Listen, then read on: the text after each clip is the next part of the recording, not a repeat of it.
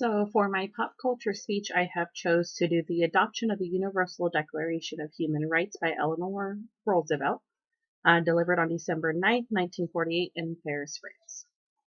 Mr. President, fellow delegates, the long and meticulous study and debate of which Universal Declaration of Human Rights is the product means that if it reflects the composite views of the many men and governments who have contributed to its formulation. Not every man nor every government can have what he wants in a document of this kind. There are, of course, particular provisions in the Declaration before us with which we are not fully satisfied.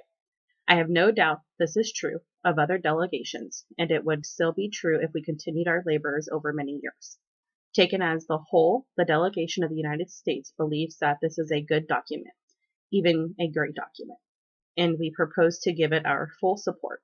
The position of the United States on the various parts of the Declaration is a matter of record in the Third Committee. I shall not burden the Assembly, and particularly my colleagues of the Third Committee, with a restatement of that position here. I should like to comment briefly on the amendments proposed by the Soviet delegation. The language of these amendments has been dressed up somewhat, but the substance is the same as the amendments which were offered by the Soviet delegation in committee and rejected after exhaustive discussion. Substantially, the same amendments have been previously considered and rejected in the Human Rights Commission. We in the United States previously admired those who fought for their convictions and the Soviet delegations who have fought for their convictions. But in the older democracies, we have learned that sometimes we bow to the will of the majority. In doing that, we do not give up our convictions. We continue sometimes to persuade, and eventually we may be successful. But we know that we have to work together and we have to progress. So we believe that when we have made a good fight, the majority is against us. It perhaps better tactics to try to cooperate. I feel bound to say that I think perhaps this is somewhat of an imposition on the Assembly to have these amendments offered again here, and I am confident that they will be rejected without debate.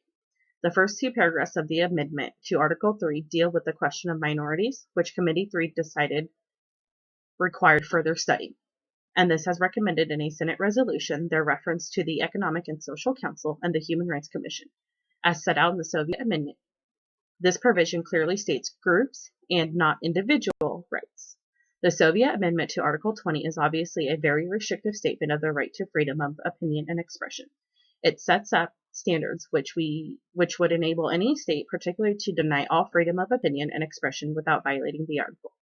It introduces the terms democratic view, democratic systems, democratic state, and fascism, which we all know too well from debates in this Assembly over the past 2 years on war and related subjects, are liable to the most fraudulent abuse and diverse interpretations.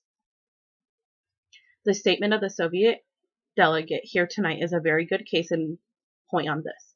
The Soviet amendment of Article 22 introduced new elements into the article without improving the committed text, and again introduced a specific reference to discrimination.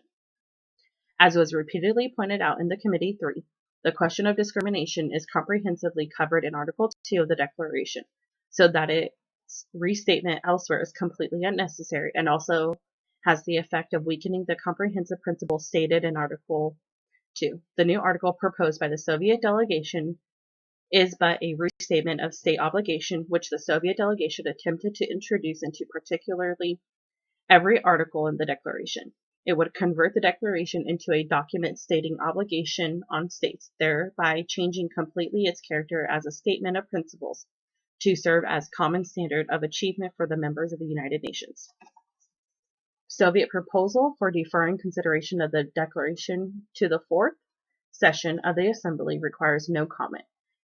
An identical text was rejected in Committee 3 by a vote of 6 in favor and 26 against. We all are agreed, I am sure, that the Declaration, which has been worked on with such great effort and devotion over such a long period of time, must be approved by this Assembly at this session. Certain provisions of the Declaration are stated in such bond terms to be acceptable only because the provisions in Article 30 providing limitation on the exercise of the rights for the purpose of meeting and requirements of morality, public order, and the general welfare An example of this provision that everyone has right to equal access to public service in his country. The basic principle of equality and non-discrimination as to public employment is sound, but it cannot accept without limitation. My government, for example, would consider that this is unquestionably subject to limitation in the interest of public order and general welfare. It would not consider that the exclusion from public employment of persons holding subversive political beliefs and not loyal to the basic principles and practices of the Constitution and laws of the country would in any way infringe upon this right. Likewise, my government has made it clear in the course of the development of the Declaration that it does not consider the economic and social cultural rights stated in the Declaration imply an obligation on governments to assure enjoyment of these rights by direct governmental action. This was made quite clear in the Human Rights Commission text of Article 23, which served as a so-called umbrella article to the Articles on Economic and Social Rights. We consider that the principle has not been affected by the fact that this article no longer contains a reference to the articles which follow it. This in no way affects our wholehearted support for the basic principles of economic, social, and cultural rights set forth in these articles. In giving our approval to the Declaration today, it is of primary importance that we clearly in mind the basic character of the document. It is not treaty. It is an international agreement.